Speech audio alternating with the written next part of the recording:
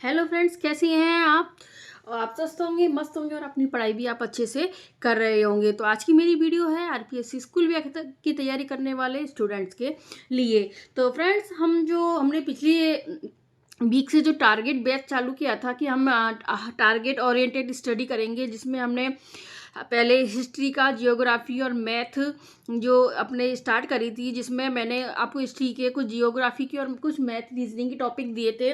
तो I hope, मैं आशा करती हूँ कि आप लोगों के वो टॉपिक कंप्लीट हो गए होंगे।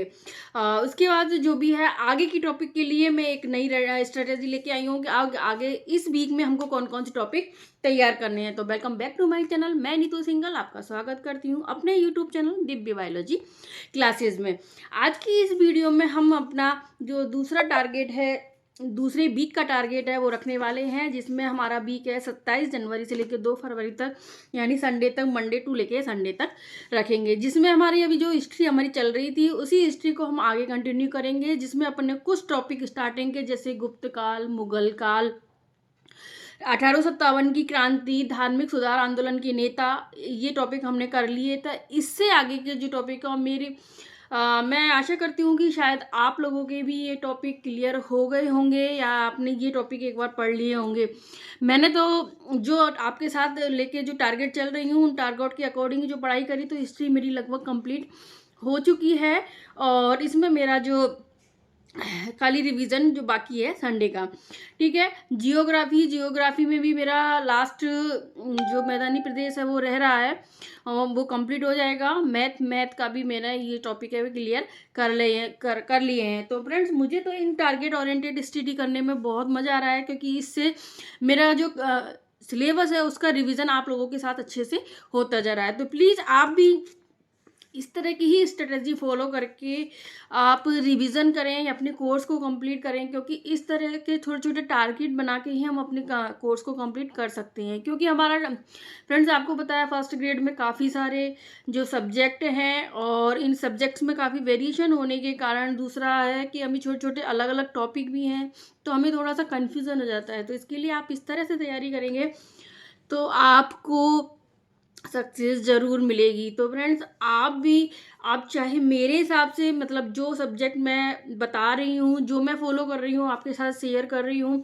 उस हिसाब से भी आप स्टडी कर सकते हैं। और अगर आपको कुछ अपने हिसाब से अलग टारगेट सेट करने हैं, तो वो भी आप सेट कर सकते हैं। तो इसमें हम 4 घंटे का लगभग समय अभी हम फर्स्ट पेपर को देने वाले थे, और सेकंड पेपर में भी आपको 4 या 5 घंटे का तो कम से कम टाइम देना ही है।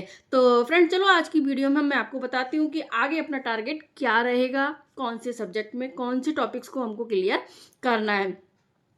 हिस्ट्री में मंडे से हम चालू करेंगे। हिस्ट्री में हमें वही 1.5 घंटा देना है कम से कम। अगर 1.5 घंटा नहीं निकाल पाओ तो कम से कम 1 घंटे में तो हमें, और जो 1 घंटा दे रहे हैं उनको थोड़ा सा फास्टली रिवीजन करना होगा। इसमें हमें राष्ट्रीय आंदोलन के जो भी नेता हैं, जैसे लाल वाल पाल है, सुभाष चंद्र बोस है, वो सारे नेता इसमें पढ़ने हैं। और ये हमारे नेता हमारे 2 दिन में हमें पूरे कंप्लीट हो जाएंगे। इसके साथ ही हम कोशिश करेंगे कि जो गांधी युग है, राष्ट्रीय आंदोलन गांधी युग, मैंने पूरा टॉपिक लिख दिया है। लगभग 3 से 4 दिन में मेरे हिसाब से ये टॉपिक कंप्लीट हो जाएगा, क्योंकि या तो आपने नोट्स बना रखे होंगे या नाथ पब्लिकेशन की बुक से पढ़ रहे होंगे। तो इन दोनों में से ही आपकी ये टॉपिक क्लियर हो जाएगा। तो कोशिश करना है हमें कि इसी सप्ताह में ये दोनों टॉपिक हमें क्लियर कर लेने, राष्ट्रीय आंदोलन भी और राष्ट्रीय आंदोलन के जो भी नेता हैं वो भी, और गांधी के रेफरेंस में जो भी नेशनल मूवमेंट हुए थे, यानी राष्ट्रीय आंदोलन जो हुआ है उसके कंप्लीट हम कर लेंगे। लास्ट का एक दिन हम संडे जो होगा उसको एक दिन इसमें रिविज़न के लिए दे देंगे। साथ में अगर आपके पास नाथ पब्लिकेशन की बुक है तो उसमें पीछे जो एमसीक्यू दिए हुए हैं उनको भी आप सॉल्व कर लें। और इसके जो पीवाईक्यू हैं संडे के दिन, वो पीवाईक्यू भी जो पुराने पेपर में दिए हुए हैं, उन पुराने पेपर से आप सॉल्व कर सकते हैं। दूसरा है हमारा आता है, हमने ले रखा है जियोग्राफी में हमने स्टार्टिंग में भौतिक लक्षण है, इसके स्थिति है, विस्तार है, उसको पढ़ लिया है।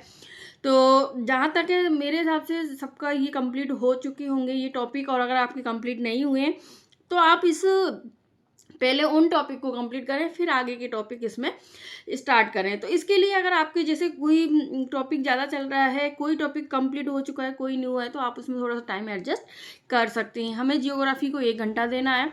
1 घंटे में हम बात करने वाले हैं इसमें, जैसे इसमें आगे की टॉपिक हम पढ़ने वाले हैं, जैसे जलवायु है, आबहा तंत्र है, स्थलाकृतिक कारक हैं हमारे, और कृषि है, पशुपालन तक हम इनको क्लियर कर लेंगे। यानी इसमें मैंने क्या, ये छोटे छोटे टॉपिक हैं, तो किसी टॉपिक में हमको थोड़ा टाइम लग जाता है, किसी में नहीं लगता है। इसके लिए मैंने इसको एक वीक से ही डिवाइड किया है, यानी एक एक दिन इसको अलग अलग नहीं दिया है। तो हम पशुपालन तक के जो टॉपिक हैं, कृषि पशुपालन है, जैसे ये दोनों टॉपिक हैं वो एक दिन में ही पूरे हो जाएंगे। जलवायु आबहा तंत्र है, इनको एक एक या दोनों को मिला के हमें 3-4 दिन लग जाएंगे। 3 दिन तो मान ही लीजिए लग जाएंगे। साथ में हमारा स्थलाकृतिक कारक हैं, ये है, तो इन सबको क्लियर करने में हमें 6 दिन लग जाएंगे। तो आप सैटरडे तक इन सब टॉपिक को हम क्लियर कर लेंगे। उसके बाद 1 डे का हमारा लास्ट में रिवीजन रहेगा, जिसमें आप वही पुराने PYQ सॉल्व करेंगे। साथ में आपका, अगर आपके पास दिशा 2020 है तो उससे आप जियोग्राफी के क्वेश्चन MCQ भी सॉल्व कर सकते हैं। ठीक है, अगले टॉपिक हमें लेना है, जैसे हमने ले रखा है मैथ रीजनिंग। मैथ रीजनिंग में हमने वही 1 घंटा इसको देना है, मतलब मैथ वाला टॉपिक और रीजनिंग हम एक साथ क्लियर करने वाले हैं। जो स्टूडेंट मैथ क्लियर कर रहे हैं, मैथ की तैयारी कर रहे हैं, वो स्टूडेंट तो आप मैथ को 1 घंटा देंगे। जैसे मैं मैथ को साथ में पढ़ रही हूँ, तो मैंने इसमें संख्याएं वगैरह है वो इसमें क्लियर कर ली है। जो पिछली बार अपना टॉपिक था परिमेय संख्या है, परिमेय संख्या वगैरह।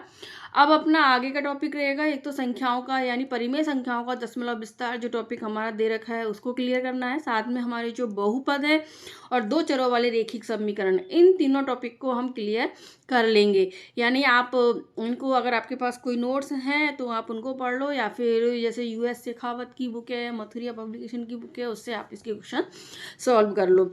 इसके बाद एक चीज़ मैं बता दूँ फ्रेंड्स, कि अगर जो स्टूडेंट मैथ नहीं कर रहे हैं, यानी मैथ को बिल्कुल स्किप कर रहे हैं, वो स्टूडेंट इसमें से रीजनिंग के टॉपिक ले सकते हैं। यानी रीजनिंग में जैसे वेन आरेख है, ब्लड रिलेशन है, उनमें से डेटा करेंसी वाला है, इन सब में से किसी भी टॉपिक को आप ले लें, यानी 3 या 4 टॉपिक आप रीजनिंग के इसमें क्लियर कर सकते हैं। हालांकि मेरा तो सजेशन यही है कि आप मैथ के, जैसे अगर आप चाहें तो जैसे बहुपद है उसको छोड़ सकते हैं, तो इनमें से 2 चर वाले रेखिक समीकरण है, दशमलव विस्तार है, संख्याओं का विस्तार है, संख्याएं हैं, इन सारे टॉपिक को तो आप क्लियर कर ही सकते हैं। क्योंकि आगे इसमें जो घन, क्यूब, क्यूबाइड वाले यानी 3D स्ट्रक्चर वाले टॉपिक हैं वो भी थोड़े टफ होते हैं, तो उनको भी आप स्किप कर सकते हैं। जो स्टूडेंट आर्ट्स वाले स्टूडेंट है वो नहीं करना चाहते जो, लेकिन जहाँ तक कोशिश करें कुछ टॉपिक तो मैथ के आप इसमें से क्लियर कर ही लें। तो आप इस बार की जो हमारे वीक है, इस वीक में हमारे ये सारे टॉपिक क्लियर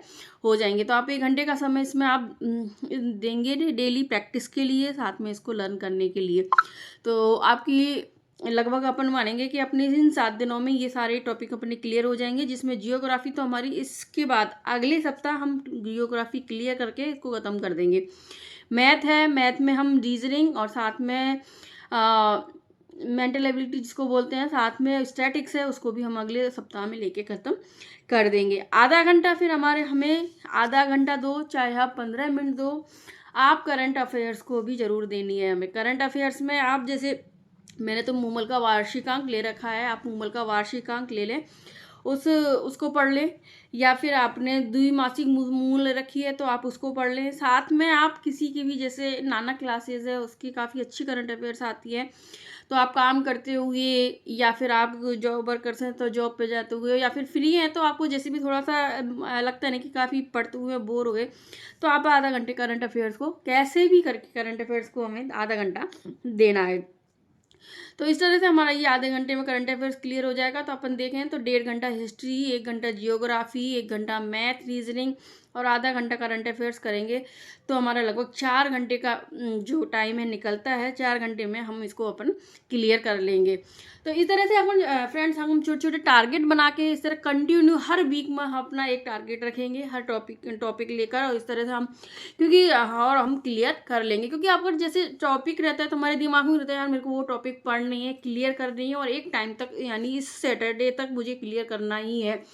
तो आप फ्रेंड्स इसको जो भी मैं हिस्ट्री, ज्योग्राफी या फिर जो आप भी सब्जेक्ट के टॉपिक बना रही हूँ, उसको एक सीरियसली लेके अगर आप पढ़ाई करेंगे तो अपना मार्च के लास्ट तक अपन इसका रिवीजन कंप्लीट, एक बार अपना पूरा सिलेबस का रिवीजन कंप्लीट कर लेंगे। और मैं इस तरह से अपनी स्ट्रेटजी से फॉलो कर रही हूँ और वही स्ट्रेटजी मैं आपके साथ शेयर कर रही हूँ। तो अगर आपको मेरी वीडियो अच्छी लगी हो तो प्लीज़ इस वीडियो को लाइक कर दें, मेरे चैनल को सब्सक्राइब कर लें और से अधिक उन लोगों को भी सब्सक्राइब करें, सॉरी शेयर कर दें, ताकि क्या और भी लोगों को इस तरह से इसका बेनिफिट मिल सके। तो फ्रेंड्स, मिलते हैं एक नए टारगेट के साथ। आप इस टारगेट को इस वीक में कंप्लीट करिए।